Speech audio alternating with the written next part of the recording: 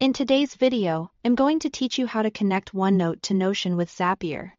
By the end, you'll have an automation that takes new OneNote notes and sends them straight into your Notion workspace, so you don't have to copy and paste ever again.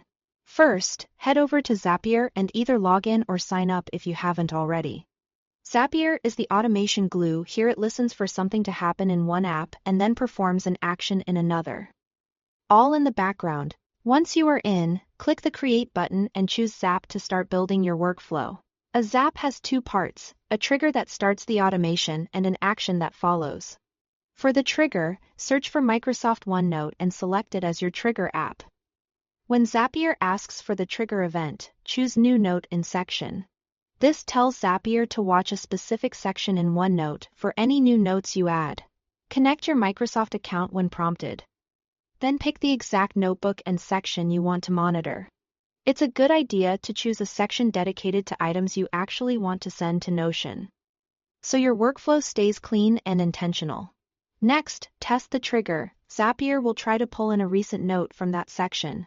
If you don't see one, pop into OneNote and quickly create a sample note with a clear title and some content. Then run the test again. You should see the note's title, content, and other details appear in Zapier. This confirms the trigger is reading your data correctly.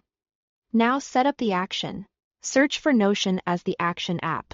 For the action event, you can choose Create Database Item if you want the note to land in a structured database with properties, or Create Page if you prefer a simple page in a workspace or under a specific parent page.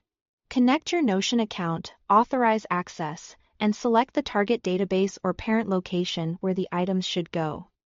Map your OneNote fields to Notion. Typically, map the OneNote title to Notion's name or title property, and the note content to a rich text or content field. If your Notion database has properties like tags or date, you can map relevant OneNote data there as well. Make sure property types line up to avoid errors.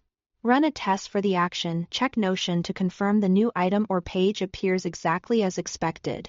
If everything looks good, return to Zapier and turn on your Zap. From now on, any new note added to that OneNote section will automatically show up in Notion. Thanks for watching.